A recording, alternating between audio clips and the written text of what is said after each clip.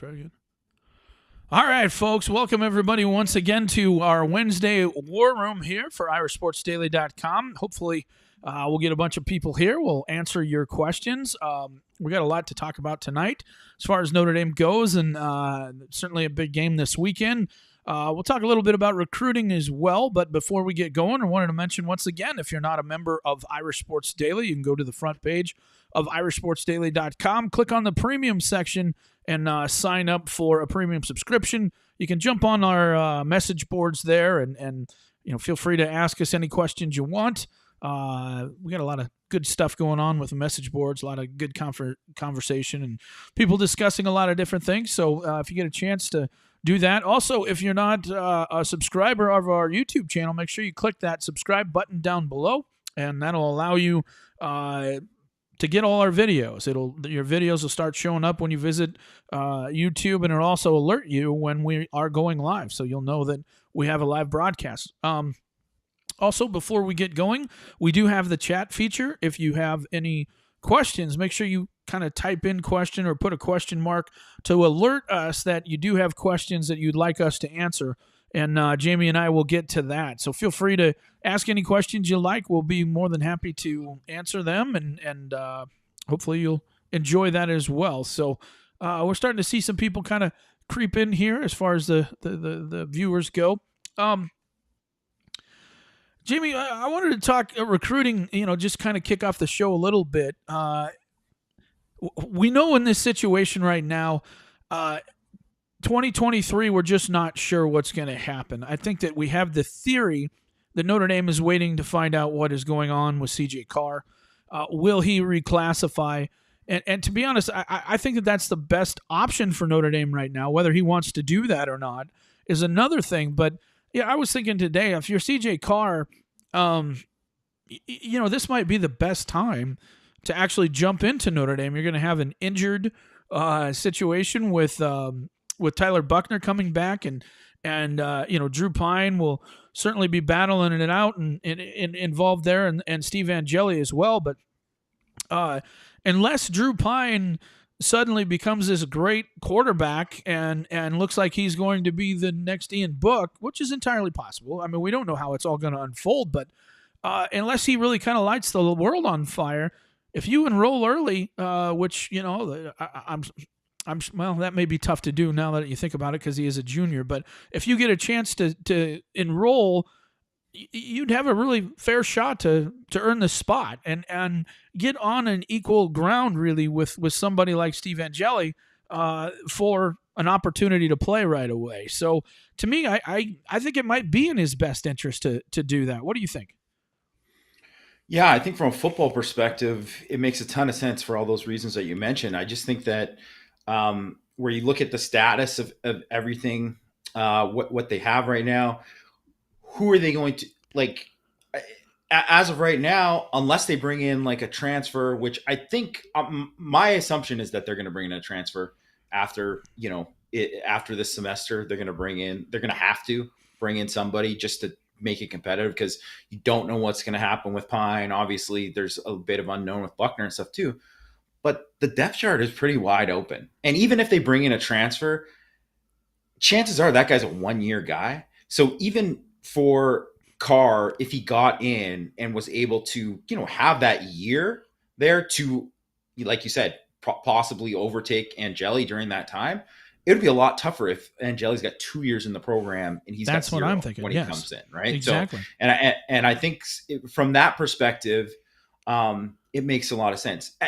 At the same time, I totally get why. I mean, if you're a kid, you want to have your senior year, you want to do all these things, and he's thinking he probably wasn't thinking that before it became an option, right? So I don't know what he's going to do, and I always think that like obviously Notre Dame is pushing for that, but I don't know if that's going to happen or not. And the other thing is too is like you said, Mike, if he decides to do that and then he can come in June, and he knows that he's not going to be able to play that first year because they're bringing in like a proven transfer guy, then maybe it just makes sense to just play your senior year and then come in January after, right? So I think there's a lot of like kind of scenarios that can play out there. But 100% for that Angeli point, Mike. I think that would be the best move for his like path to play at Notre Dame. That's the way I look at it, and you're not going to necessarily be competing with Drew Pine or Tyler Buckner at this point, because I think what's going to happen is either Buckner or Drew Pine is going to take that starting role and have it for the next 2 years, or they won't. And where I think you get into a situation is if neither one can kind of lock it down in spring, then Angeli certainly has an opportunity to start. And I don't know, man. I've been around long enough to know that it's hard. It's hard to unseat a starting quarterback unless you're just wowing people in practice. And, I guess we're seeing it right now with Cade McNamara and JJ McCarthy. But I don't think that it's anything that McCarthy's necessarily doing. It's just, I think that they're looking at the situation and saying, we can get better quarterback play. McNamara's showing us as much as he can give us right now. Yeah, the ceiling's higher. Yeah, exactly. And so if you're Harbaugh in that situation, you want to try and get McCarthy in it now, so when the games matter later, you have an opportunity to get him that kind of experience. And so, but everything I've kind of seen around Notre Dame, it's tough to unseat a starting quarterback. It just really is, unless there's some sort of injury. Now, if you look at the situation when it comes to injury, when was the last time Notre Dame quarterback didn't have an injury? It's been a while since they went through the full. I guess Book in 2020 went through that full year. Not injured, but I think like even when he went through healthy, he wasn't healthy the whole year, and they could have played in some other situations, and like, but yeah, I think that beating out the guy who already starts is just something that you just don't see very often anywhere, right? Yeah. That's just, and it's because you don't want to rock the boat within the team. And I think that is another thing that probably doesn't get mentioned enough. And I think that was like one of the things with that 2016 team, that there's obviously a lot of guys were more Malik guys than they were Deshaun guys. And that, played into a factor in it, even though it was pretty obvious Deshaun was better. Right. Yeah. But because of like that dynamic and the personality dynamic, it can really eat away at a team. So, it's hard. Like, you really have to manage those situations carefully. That's kind of the way I look at it too. And you can look at, say, Oklahoma last year, right? Obviously there was a lot of hype for Spencer Rattler, who's now at South Carolina.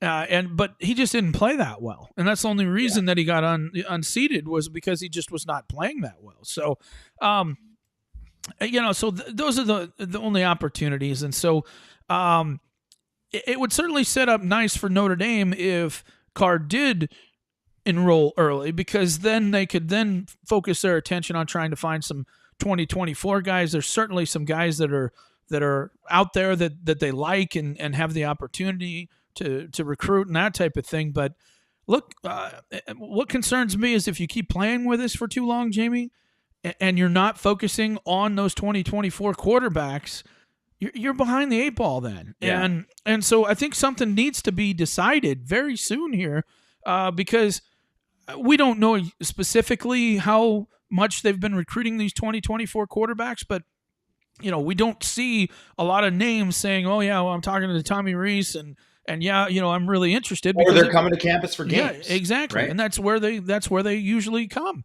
So it's I don't know. I don't know what they'll do for 2023 if this doesn't materialize. I don't know, but it would be kind of a gamble, I think. Now, you could potentially, as you said, Jamie, if they don't get a 2023 guy, which is entirely possible, they could bring in the transfer quarterback, and that'll solve some issues, and then you can look at some other options, down the road, whether you take another 2024 or look at a somebody else that you can throw in there. There are ways to fix it, but I really think that there has to be a decision made very, very soon. So, once again, folks, if you have some questions, feel free to enter the chat there. If you would, just put question, and we'll get to your questions here shortly. Waiting for some more people to show up and some more questions to be asked, and then we'll get to those. Jamie, the other thing, I've had a chance to kind of watch a little bit of some senior film from some of Notre Dame's players. I don't know if you've had a chance as well, not players, but recruits.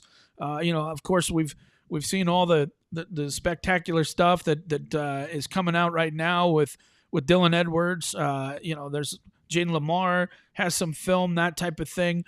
We've seen a little bit about Jaden Greathouse, all those types of stuff. But anybody that you've seen that has really kind of stood out to you and you're like, okay, because a lot of times you and I watch film and we're looking for that next jump, that senior jump that we tend to see on some guys, and just wanted to see if you have noticed any of that so far.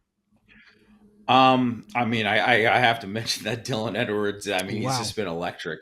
I mean, it's just he looks special. I will, it's easy to forget about the guys who've been in the class for so long too. And I think when you're talking about Drake Bowen, he's been committed for so long, but I've been amazed that he's put on like an incredible amount of weight in the time that he's committed, and obviously looks the part and looks like a guy who's should probably be in a college program already.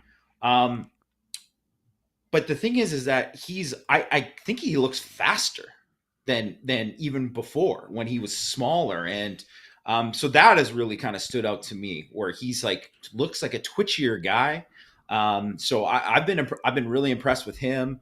I haven't watched too many of the linemen yet. Although I did see some Charles Jagusa film, and I thought he looked fantastic, and I'm excited to see more from him. And I will say that I did see some Ben Minich, and I was really, really impressed with what I saw from Ben Minich. And I think Ben Minich is going to be one of these guys too. And I know he's already kind of was creeping up, and I was already very high on him as a prospect, and he's already creeping up the rankings and stuff too. But I think he's another guy that you're going to see him continue to go. I think he's going to be one of the more underrated players in the class. Yeah, I watched a few as well, and mainly the same guys that you mentioned too. I saw some stuff on Greathouse, and he looks like he's going to be a really good player. Bowen, I watched the film, and I agree. He looks almost kind of quicker. I wouldn't want him that big, though, coming in. Sometimes it's kind of like that Audric Estime thing where these guys get a little bit too blown up and stuff because they think that they need that. And I think it's a better situation where you kind of slowly, gradually gain that weight. And I'm going to guess that Notre Dame probably doesn't want him that big either. I think they'll probably slim him down a bit once he gets. And just to keep that quickness and maybe even develop even a little bit more. So, but boy, what a wrecking machine that he is. So I'm excited to see the rest of these guys, because I do think that there's some really underrated people. I really want to see Micah Bell's film. I haven't seen anything new yet on him, and I want to see. Maybe if he's kind of made that jump that we're hoping for, because I think he could be a really special player, and I can't wait to watch more of him playing defensive back, and so hopefully we'll see that. We're going to start with some questions. Once again, folks, if you have some questions, feel free to hit the chat, and we'll start answering your questions now. First question, how will J.D. Bertrand being out for the first half of the North Carolina State game affect the defense? What do you think, Jamie? I think it could have. It's going to have an effect in terms of Bo Bauer only played 10 snaps in the last game. He's going to have to play more. I think Junior Tui Halamaka is going to get a chance to. He played a handful of snaps in this game.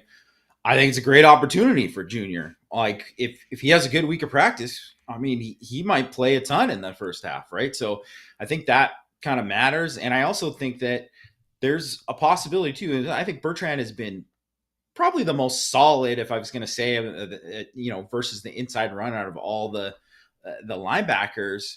I don't think that's saying much, because I don't think anyone's been particularly good versus the inside run game.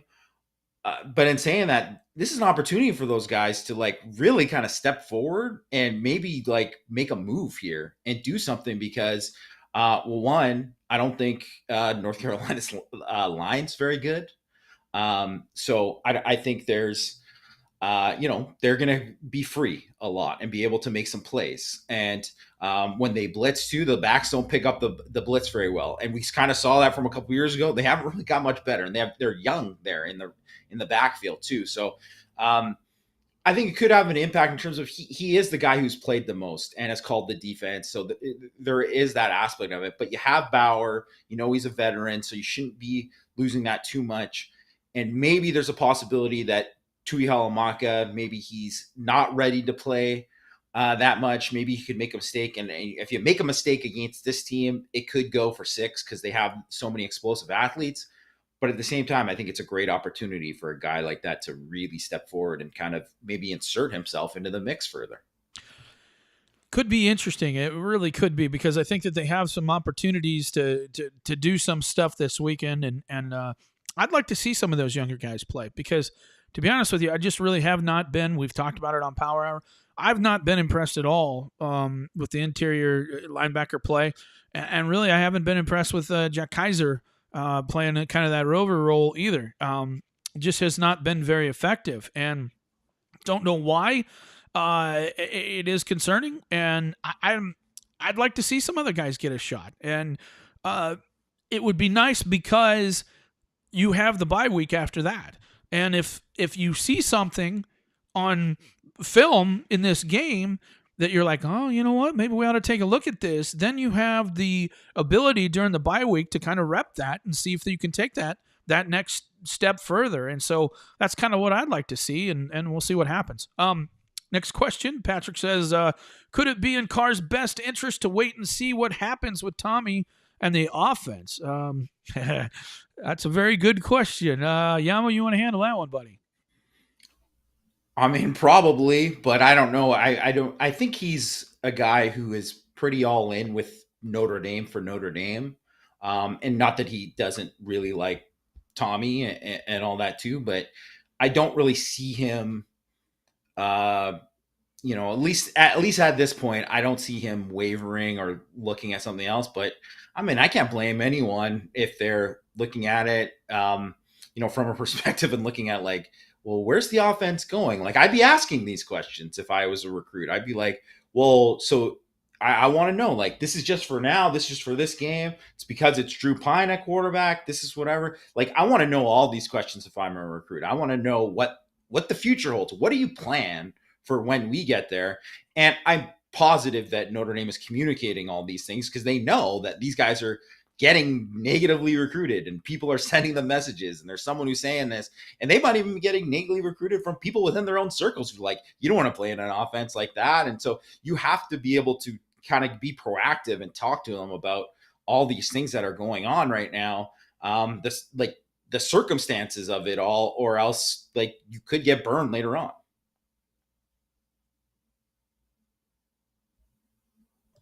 Patrick also said that he would not be surprised to see Angeli get a start this year, unfortunately. Would not surprise me either, to be honest with you. And it's not, I'm just not sure how effective they can be in this offense with Pine if you don't have a solid running game. And we saw a very good sign against Cal that maybe that's coming around. And if that does come around, and they can count on that every game, I think Drew Pine will be fine running the offense. Will he be spectacular? I don't know. We'll see. But I do think that he can handle this offense. I think he can execute what they're doing.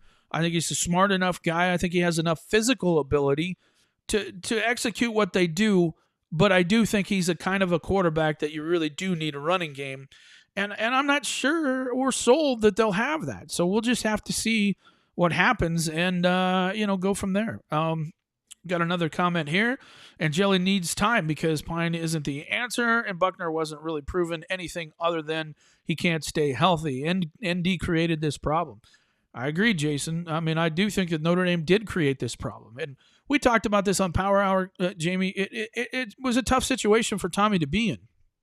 Because if you take a transfer for this particular year, as we mentioned on Power Hour, if you take a transfer this year, what does that say about you as a coordinator, you as a quarterback coach, when you had two guys that you recruited and felt that they were the answer and that they could lead your offense, and neither one of them can play, and you have to suddenly take some quarterback transfer to come in. I think that says a lot, and that's not something that you want to that's not the message that you want to put out there. So I think it was tough. They were in a tough situation regardless.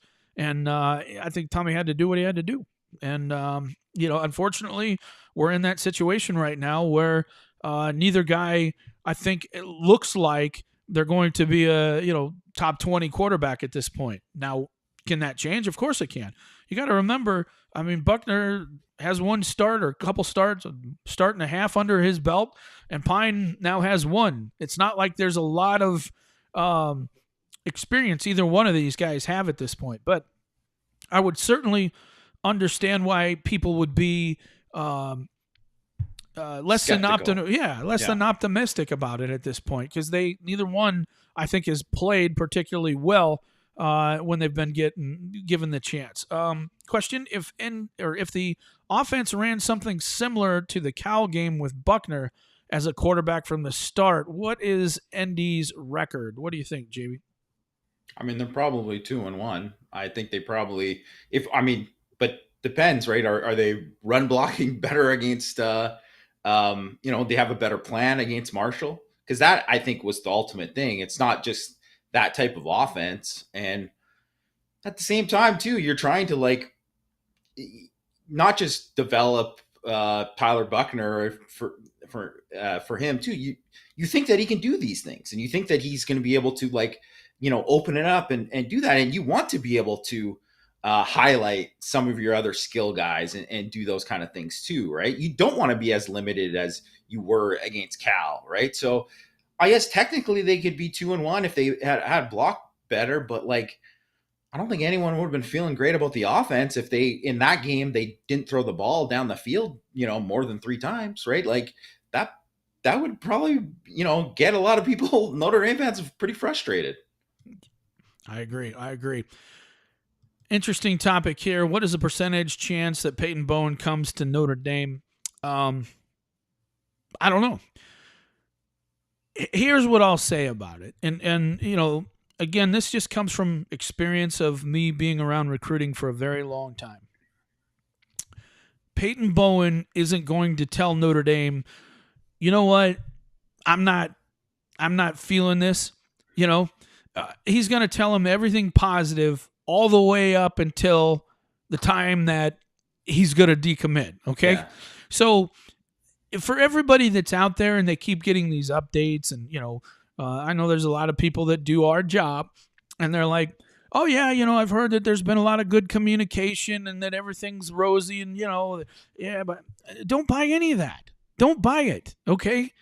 Actions. It's always going to be, yeah. He's never going to tell Notre Dame, you know what, I'm still not really sold on this situation. It's just never going to happen. So the reality of the situation is we're not going to know what Peyton Bowen's going to do until right before he does it, whether that's decommit or sign. And I know everybody wants to read the tea leaves and how you feeling about this and what do you think about that, but none of it matters. It really doesn't. I would say if he publicly came out, say he visits for the Clemson game, and after that he publicly came out and was like, listen, I'm signing with Notre Dame. There's nothing, because he hasn't come out and publicly done that.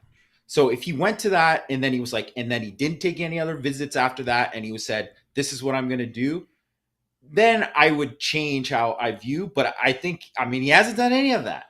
So there's reason why he's not doing that, because if he knew that he would have just said it, and he wouldn't be going on these other visits. So it's like, you can't know until you know, exactly like you said, Mike. So, they could really think that he could be signing with them, and then on December whatever, he could just say, look, I'm going to Oklahoma, or look, I'm going to Texas. That's what could happen, right? So and like Matt has written on the site multiple times too, they're choosing to play that game with him, and he is worth it because he is that good of a prospect. And it's just like if Keon Keeley said, "Hey, can I come to the Clemson game?" They're not going to be like, "Nah, man, you're not. We're done with you." No, they're going to say, "Hey, come on back. Let's see if you can get back in the class, right?" And maybe that's not. I mean, I don't think that's. I certainly it makes your blood pressure go up. It's not a great way to do it. You wish everybody was locked in. At the same time, everyone's talking about these. You need these different makers. You need this. So if you can get them, you got to try to keep fighting till the end. I'll say this: Peyton Bowen is a 5-star, no doubt in my mind. I think he has the potential to easily be as good as any safety Notre Dame has ever had. I honestly think that guy is elite. He is a big loss. I'm not sold that Keon Keeley is a big loss at this point. I think that Keon Keeley has tremendous physical gifts. There's no doubt about that. And there's a reason he's ranked where he is. But I'm not as sure that he's going to be an elite player as I am Peyton Bowen. And I think Peyton Bowen is the best potential 5-star guy Notre Dame has signed in a long time. I think that he's that good. I really do believe that he's that good. And I think he could play corner. I honestly do. I think he's quick enough. I think he's certainly fast enough. And you're going to have a guy playing safety with that kind of elite talent. And I think he's a tremendous player. I hope that Notre Dame lands him, but I'm just trying to warn people that just don't buy into this kind of stuff. I know everybody wants to know. It's like we're all sitting there and everybody wants to unwrap their Christmas present before they have the opportunity to unwrap it. And that's part of our game, and that's what we do as our job. But this game has changed with this NIL stuff, and I just don't believe that we can trust what a lot of people are saying. And again, you need to understand they're just not going to say, I'm thinking about decommitting until right before they're going to do it. And we won't really know. Now, there's been lots and lots of rumors and blah, blah, blah, where all this stuff has come out. Oh, he's going to decommit, go to Florida. And it hasn't happened. So on the flip side of that, don't believe all the other stuff that's out there either, right? You can't get too up and down about this because there's been a whole lot of it. He's going to flip now. He's going to flip now. And it just has not happened. So go ahead. Well, I was just going to say the other thing with Keon Keeley and now Lily, Alabama was like, we got him. They got him. And they don't got him, right? Yeah. Like there's all this. It's a marathon, not a sprint, right? All of these, there's still going to be a lot to happen there with these guys, which is why too, like if you're playing the game, you got to like stick with it and see what happens. And you don't know if Notre Dame can flip one of these guys and anything. Obviously they got to play better on the field and make it more attractive. Yeah. But I think, if you're going to play that game, you have to know that it's never really over until it's over with a lot of those types of guys. All right, got our next question here. How long can we afford to wait for CJ Carr to give his firm yes on reclassifying? It seems like it's getting awfully late in the game if we're going to pursue a 2023 quarterback. Good question. I'll say this. I am I'm going to say I'm going to go with Jamie in that I have a feeling if he doesn't reclassify, they probably just won't take a 2023 guy unless somebody really jumps out to them, as a kind of a guy that, people don't really know much about. Give you an example. Next weekend, I'm going to go watch this kid from Gretna, which is right up the street from me. And he's committed to Oklahoma State, and this kid's a pretty darn good player. I've watched his film, and he looks even better as a senior than he does as a junior. He had Kansas State, a bunch of those types of offers. And, it would not surprise me if he kind of climbed a little bit just based off of what I've seen so far. And so there could be those types of guys out there that Notre Dame will discover, and we'll see what happens. But, I'm not pointing him out as he's, a potential person. I have no indication. It's just he's going to play the high school that my son will attend. and it's just right down the road. So I'm going to go watch him. But I'm just saying that there's probably a lot of guys like that could arise. But, if you're looking for, well, Notre Dame's going to flip Dante Moore, no, not unless there's a big check coming. It's not going to happen. Somebody's got to write a big check, and it ain't going to be Notre Dame, and Notre Dame ain't going to make it happen that way. So, and that's just really the instance.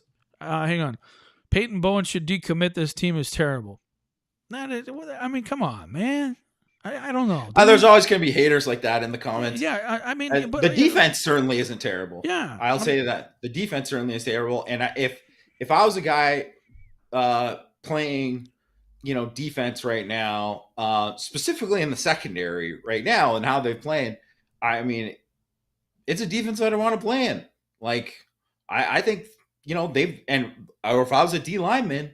And then you see that Notre Dame had 6 sacks last week. And I know they didn't light the world on fire before that, but that'd be something that'd be attractive. There's a lot of Notre Dame offense is where they're going to have a harder time selling people right now. And obviously that's what they need more because they've been able to find these guys on defense and they have a good class already set up on defense. And but it's, the offensive part that they got to sell more. So I don't know that Jeremiah Love would have committed if they were playing great on offense right now. Maybe he'd still be whatever. But I'll tell you what, it doesn't help them. No. They're not. It doesn't help them. Nor with Tayshaun, I don't think either. I don't think so. Tayshaun Lyons, kind of a bad game to go to. He's like, can anybody throw it 15 yards? Can any, so this is the offense. That was not a good display on either situation, and that does impact. Kids are looking at that. I'd be looking at that if I were his dad. I'd be looking at that. I absolutely would. So there's, Lucy, you got some explaining to do. That's going to be the case. There's no doubt about it.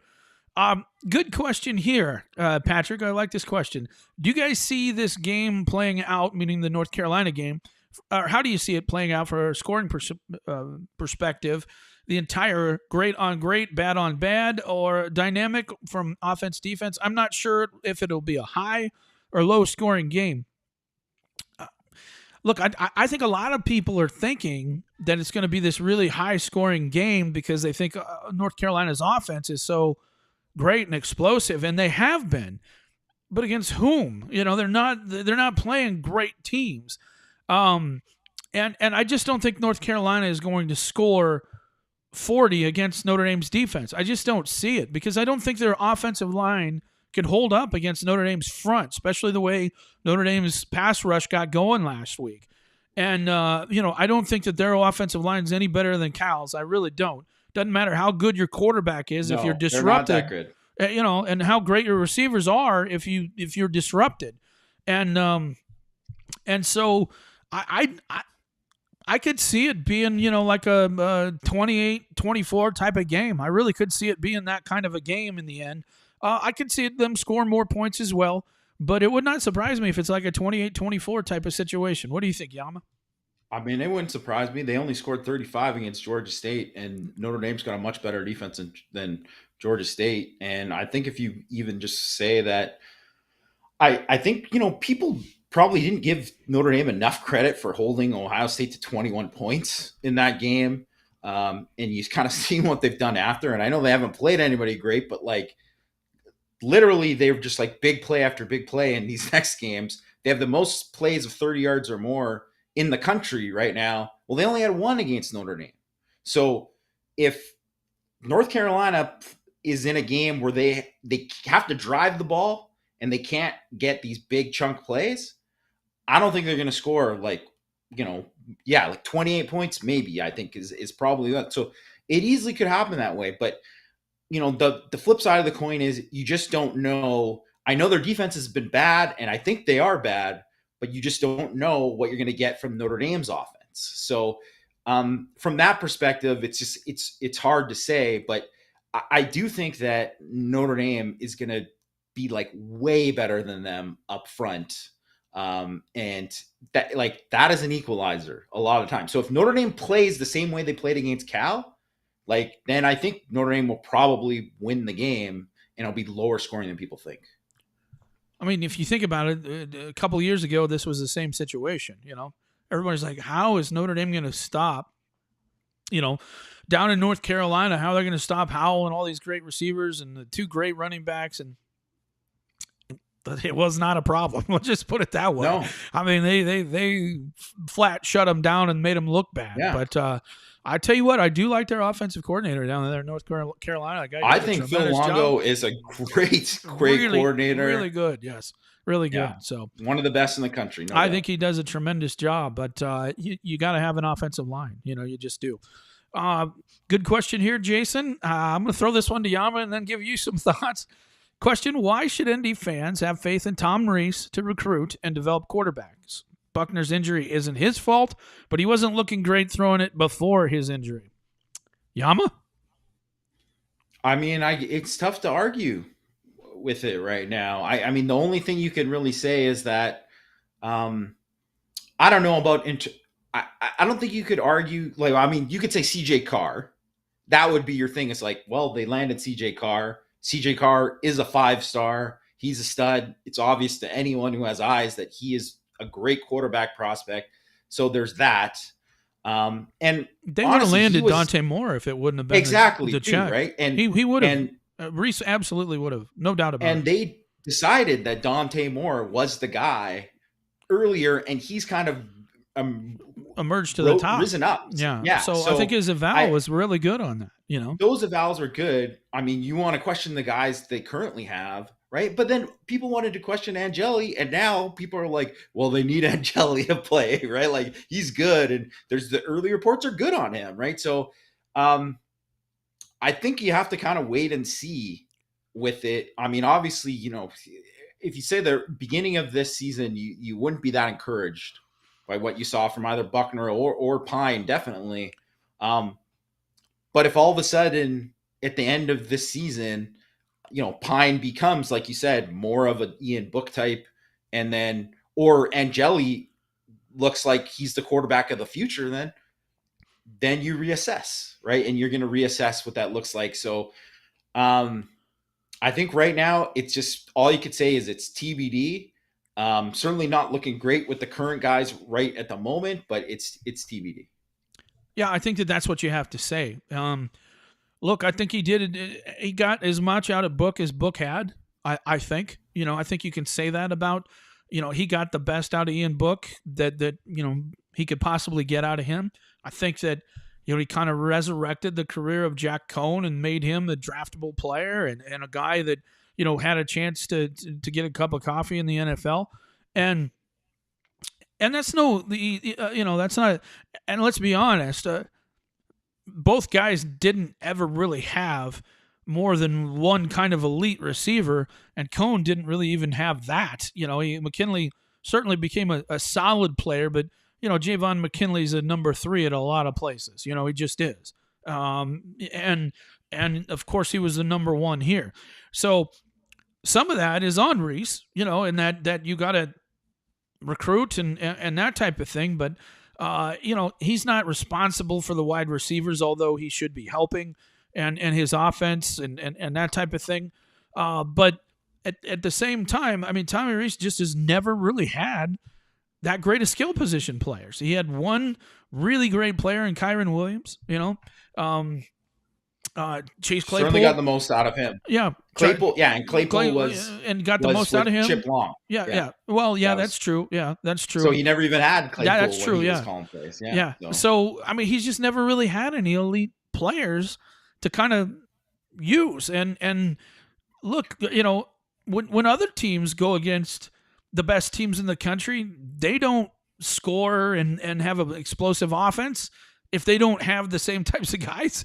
They just don't. And so there's a reason that the elite teams are elite, and Notre Dame is where they are right now. Now, we felt that the offensive line would be kind of the equalizer this year and that they'd play better, and they just haven't. There's just no doubt about it. They just haven't. They haven't looked like we thought they would look until really the second half of this game. This last game was the first time I thought they started to look like what I thought we would see all along. And, was that because Cal is a Pac 12 defense? I think that the Cal is a, average defense. I don't think that they're great. I know you think higher of them than I do, but I think they're above average, but that's it. They're not a good. yeah, They're not like a. They're like a top 40 defense, yeah, at but best, not. to me, because it's But not. Pac-12. Your numbers are gonna look better in the Pac-12 against Pac-12 teams, because when you measure their defense versus everybody else's defense in the Pac-12, they're gonna look pretty good because everybody else's defense sucks in the Pac-12, and that's just kind of the way it is. Now, I just think that they are a pretty good team. I don't think that North Carolina is any better than them. I really don't. Defensively, certainly not. So, I mean, Notre Dame has a real chance to win this game. But in Reese's defense, I just, and I'm not going to say that I'm the biggest Tommy Rees fan, and I think he's the greatest offensive coordinator in the country. But in his defense, there has been a lot of issues that he's had to deal with that a lot of offensive coordinators don't. And I think sometimes the criticism is unfair in that regard. Now, these two quarterbacks are his, right? The way they play, that's all on him. I don't care what anybody says. You recruited them. You wanted them. You recruited them. The way they're playing, that's on you. And that's just the truth. You can question some play calls, things like that. But again, if you don't have the talent, it's hard. You can draw them up as much as you want. Every play looks good on paper. Every play, if X does what he's supposed to do to Y, you're going to win every single play and it's a touchdown. It just doesn't work out that way, hardly ever. And so all the plays are there. It's just, I think he's had a tough go of it. And does that mean that he's a great offensive coordinator? No, I think it's all completely incomplete at this point, and we probably just won't know for a while. So, all right. My wife said that when she's done with dishes, we're watching the Great British Bake Off. Can you please mention the Great British Bake Off so I don't lose control of the TV in 5 minutes? Thanks in advance. Okay, Dan, we just mentioned that. And I'll tell you, my wife is a big fan of that. That's one of her very favorite shows. She's also English. Guess what arrived today? A portrait of the Queen arrived today. So, so I'm like, okay, all right. These are things that you just, as a husband, you just kind of let go. You know what I mean? Yeah. Just is what it is. Is what it is. All right. All right. Who would you start at linebacker in all 3 to 4 positions this week? What do you think, Yama? What would you do? Well, I think one of the things too is that I think maybe some people haven't noticed. I hope most people have noticed that Notre Dame is primarily a nickel team now, right? Like, and they're going to definitely in this game because they're playing a team that is like almost exclusively an 11 personnel team, right? They're very heavy 11 personnel. So, which means 1 back, 1 tight end, 3 wide receivers. So they're going to be a nickel with Bracey and 2 other corners, for the majority of the games. They even go dime on third down. So it's really only playing 2 linebackers. So they haven't had, and that's one of the things with Kaiser is that he's kind of had to shift in the inside linebacker. And I know you and I, Mike, always kind of thought like Kaiser was like better suited athletically to play there, but he's struggling there, like reading his keys and stuff. Like there was one just really, really bad play where he thought maybe it was play action or something. He just didn't read the down block well and was like, it was his play to make where he and Cal got their one big run of the game, the 24-yarder that put them in the red zone by the back. So he's not playing great. None of the linebackers are playing great. I would still start Marist at will. And at this point, I would start Bertrand too. But I want to see more of, I hope Al Golden sounded pretty complimentary about Cauley. And so I would love if Prince Cauley got some action. We got to get to see him a little bit and see, because he said he's close to getting in the rotation. And obviously he was hurt during camp and all that kind of stuff too. But him and Junior Tuihalamaka, those are 2 guys that I would like to see play more to see if they can get into the mix. And the fact that they, took Bauer's reps and really reduced them last week too, makes me think that they probably weren't grading him out very well in the previous game. I didn't think he played that great against Marshall, so but that probably got a lot to do with it. So, but now, like, you have to play either Bauer. I think you got to start Bauer in this game, but I want to see Junior. I want to see Junior. I want to see what he can do. And I mean, he's definitely a guy like if you're gonna send that guy through the A gap, because I don't think those backs are gonna pick him up. So I want to see. I think he can make some plays. I hope we see more of those guys. Obviously, they got to earn that right, and they got to, the coaches have to have trust in them. But I would love to see if those guys kind of stepped up. And even if they don't play more, even if they just push those other guys to play better, I think that's what they need. They just need to be better.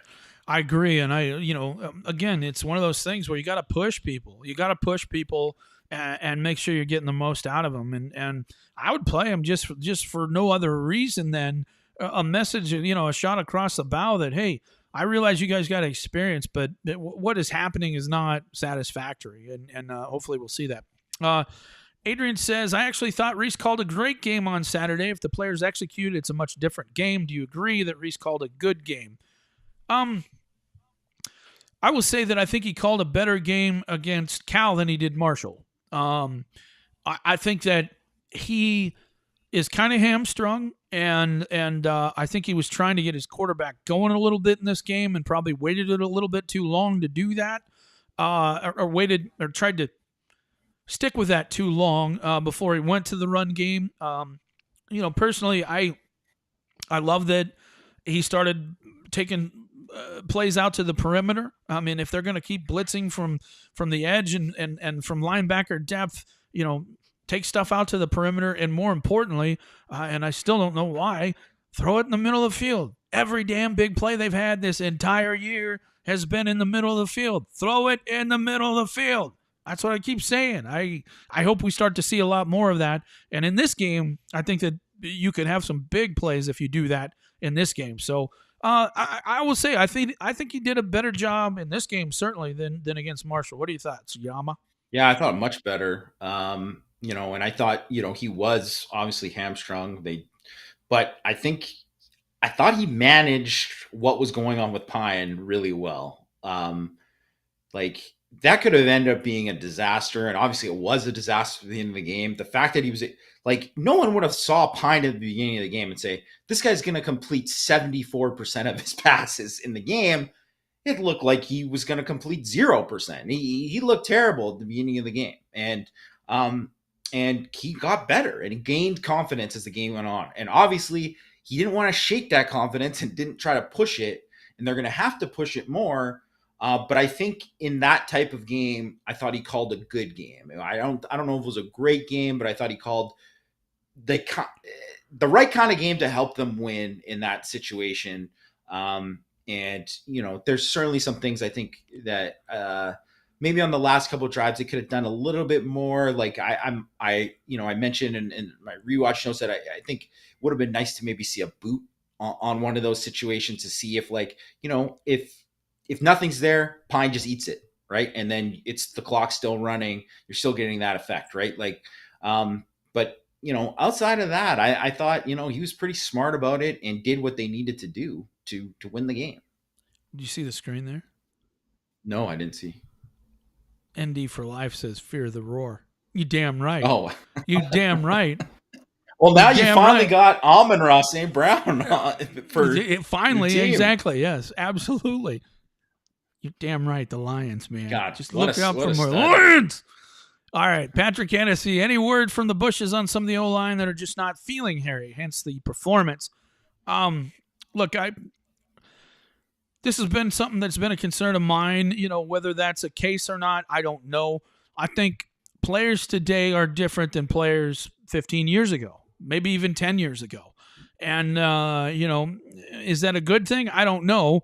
I don't know if it's a good thing, but what I do know is they are different. And can you do the same things you used to be able to do 10, 15 years ago today? And I guess we're going to see.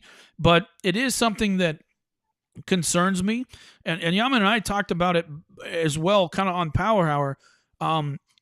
there's just no Q Nelsons and Zach Martins. Those guys, you could do whatever you wanted to. You could, spit in their face and they'd be like, all right, let's go kill somebody. That's just their mentality. I don't see that with a lot of the personalities on the team now.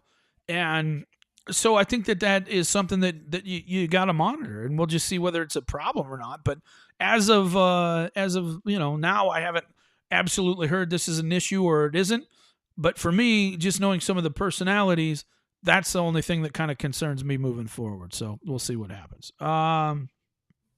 Let's see. Looking for more questions here. We got a few. If you have more questions, folks, feel free. We got a few minutes left here. So if you have more questions, feel free to pop in there and ask us, and Jamie and I will do our best to answer them. Fred says, recruiting is a broken system. Dante Moore left Notre Dame holding the bag, the kids playing the schools. Can you imagine the NFL working this way?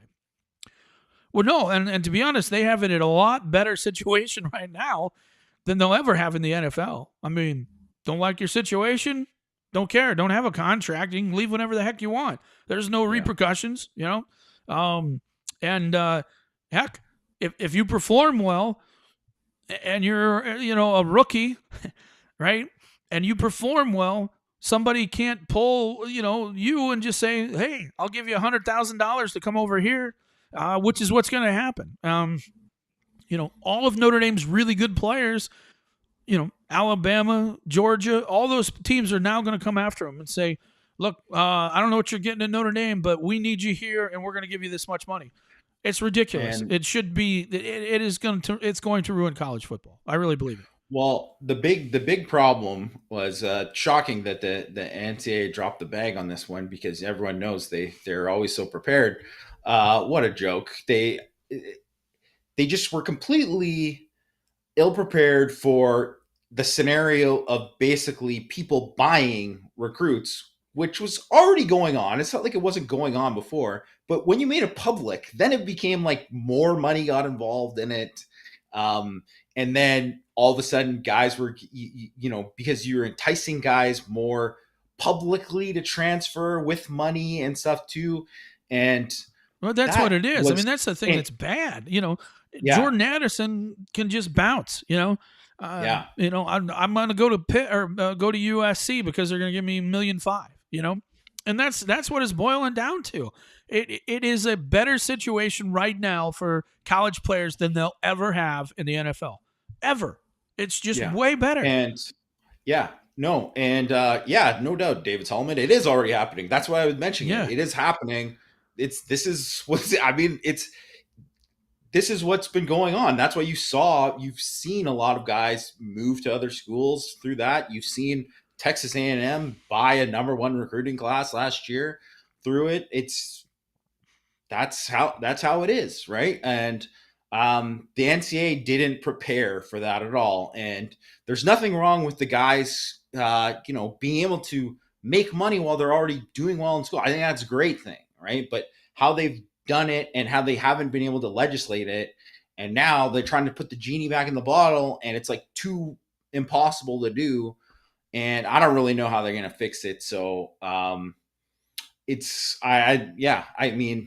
who knows what's going to happen from here, but it'll probably take years before they get it figured out, and by that time it'll already be chaos. So it is chaos. It is chaos, absolutely.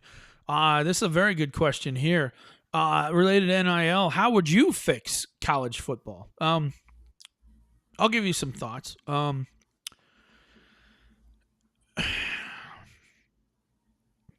If you transfer to a school, you can't get any sort of NIL until you've been there a semester. And the reason why is that will then change kind of, I think, the buying of players. If you show up, you can't buy a recruit and give them money. They don't get paid until they've completed an actual year of school there. Now, you can negotiate your deals or whatever, but until you've actually completed a year of school there, you don't actually get paid. And I think that those two things would certainly help. But the best way to do it is what I think Notre Dame is trying to do, which is if you're a school, the best way I would handle it if you're an actual school is make sure everybody gets something. Find out an NIL deal where everybody gets paid something through the collective, and then let all your stars go out and try and find, the bigger deals, the better deals. But also, let's be honest. Anybody who thinks that these schools are not facilitating this, they're high. I mean, these schools are very, very much involved in trying to get these opportunities for their star players. And I don't have a problem with that, even though the NCAA says they're not supposed to be doing it. But they're doing it. I guarantee you they're doing it. And I know for a fact they're doing it. So, get your thing. But I think the thing that really has hurt these two situations and what's going to kill college football is, being able to buy a player from somewhere else and bring them in there. This is where I had said this is where my big concern was for a team like, say Louisville, who doesn't have a whole lot of NIL money or whatever compared to some of these other teams, and they develop. They do actually, though. That's how they've. Now they do, yeah. but we'll see for how long is the situation. Yeah. So but let's just say Louisville develops a first-round draft pick corner. Alabama needs them. Hey, they can pay more, and they can do that. TCU or Colorado or some of these other schools develop a first-round draft pick, and they have a year left or whatever. You can easily bring that kid into Alabama, and that's not fair. That just should not be the case. And so I think that you have to address that, and then you also have to address you can't get money until you actually start playing, because what's happening is all these kids are signing before they even enroll, and that's just a very difficult situation, and I don't see how Notre Dame can ever compete in that situation, nor a lot of schools. And I'll tell you what the other thing that could hurt Notre Dame, and people don't look at it this way, is say you have a nice 4-star player like Adon Schuler, right? Love the guy. I think he's a great player. Mississippi State or somebody like that would be one of their top 2 or 3 guys, right? So they're going to have $1.5 million to give to an Adon Schuler, where Notre Dame won't. And Notre Dame could be in jeopardy of losing a guy like Adon Schuler because he could be the best player at Pitt. He could be the best player at Mississippi State, meaning who would sign in those classes. And I think the better guy to bring up in this case is Rodney Gallagher. Oh, well, sure. Because I think that's why Rodney Gallagher didn't go to Notre Dame, and why he is the top guy for West Virginia. Yeah. And that's the kind of thing that's happened. But I'm just saying that could happen to Notre Dame. Absolutely. Yes. And a lot of the 4-star guys that you think, okay, well, we feel pretty good about that. Well, we'll see what happens once signing day rolls around.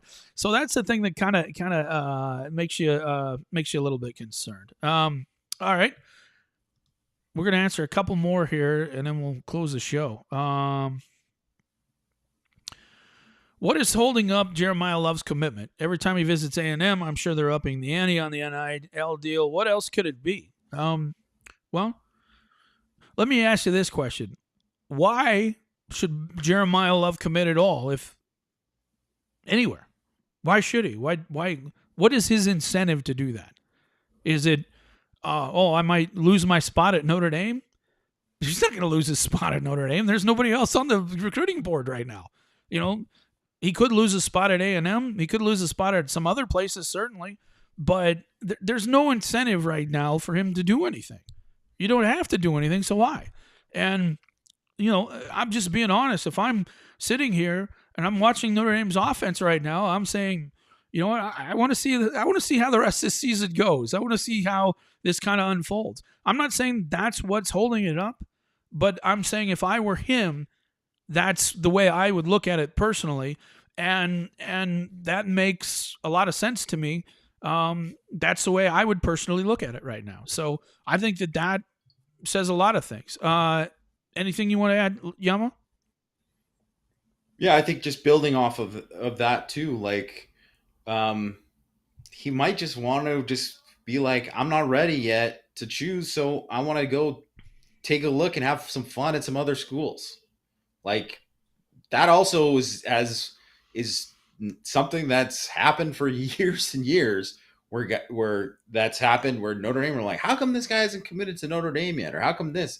It's like, well, they still have visits left, so they might just decide, I think I want to take him, right? Like, and have fun. And he obviously has been to, I mean, you could say Texas A&M is probably thinking like, I mean, this guy's been to Texas A&M a bunch of times. How come he hasn't committed to Texas A&M? We thought we'd get him when he came back here right now. Remember, he went for the barbecue in the summer and all Oh this. yeah. Like, they're probably saying the same thing, right? And so, I mean, maybe then he also was thinking about Texas A&M losing to App State or whatever, right? So maybe he just wants to see how everything plays out before he makes his decision. I can't blame anyone for that. All right, Yama. Last topic we're going to talk about. I'm going to throw this at you, and I'll put you on the spot here. Give me your top 5 players for Notre Dame so far this year. Oh, Tariq Bracy. He's on that list Mine with a too. bullet. He's right up there. I'm gonna have to say, I mean, Michael Mayer is on there. I know he hasn't been featured enough too, but I mean, he's still been really good. I think he can block a little bit better, but still, like, caught a clutch touchdown catch. He's still the guy that you want out there. I mean, a week ago I wouldn't have said Isaiah Foskey, but I would say, you know, Foskey, the guy that he was against Cal. I mean, I'm taking that guy and I'm putting him on that list because I think he was a difference maker. Um, and after that, I think it. I mean, it. I think I might go Clarence Lewis. Um, I actually think Clarence Lewis has played really, really well on the defense. I couldn't really. And then I'd say Howard Cross because I think you have to almost go all defense. Howard Cross would be right up there with me. I think Howard Cross has played exceptionally well against the run. I think he's done a great job against the double team. And just the level of consistency, like even in that Marshall game, he was the one guy who came to play at a high level. And he's played good in every single game. So I think he'd be up there. All right. Well, you miss a couple. Joel, way high for me. I mean, I think he's just been I just think outstanding. of the last. I wouldn't have said it from the Marshall game and all that. That's why. But I I thought he mean, played I pretty was. well in the Marshall game. He didn't play great, but I thought he played pretty well, and I thought he did really well against Ohio State. All things considering. So I definitely put him up there. I put Bracy up there for sure. I put Howard Cross up there for sure. Um, man, I that's a tough one after that, man. It just really is. After those 3, who do you put in there? I can't think of a linebacker. I just can't. I put No. Foskey in there, I guess, because I think he has made some plays. But offensively, um, it's tough to really name anybody. I'd say Audric Estime has been the most consistent.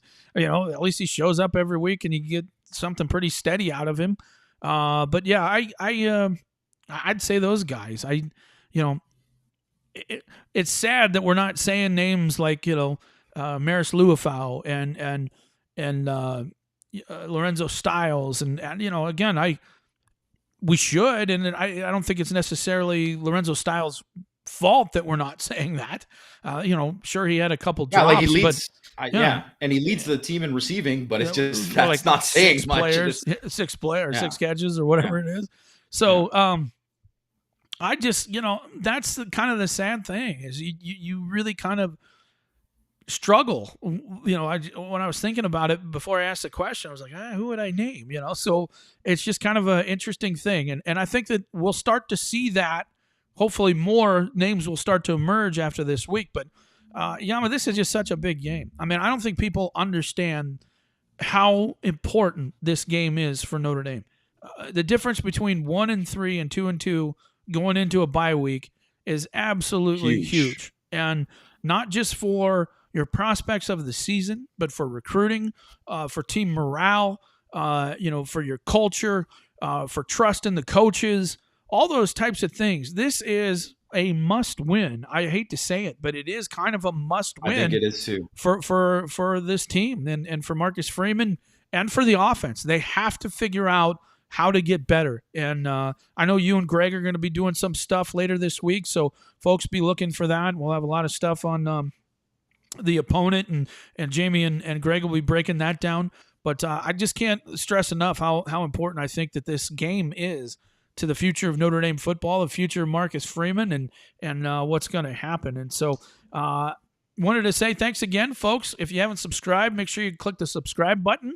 And then also check out Irish Sports Daily. You can click on the premium section, sign up there, and we'll see what happens. So looking forward to it.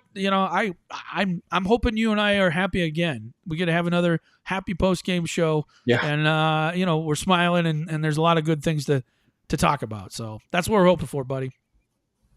Yeah, I hope so. And you know what? I hope that next time when we talk about the top 5 guys on the team, I would love to say Jason Adamilola because he put it together back to back. Yeah, and right? They need that to happen.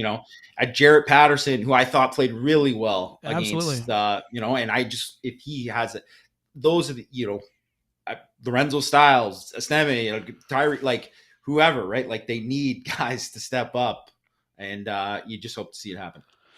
All right, folks. I hope you enjoyed that. We will be back next week for Wednesday War Room. If you have some friends, make sure you tell them about it, and then hopefully we'll continue to grow this. Thanks for watching. We'll talk to you next week on Wednesday War Room.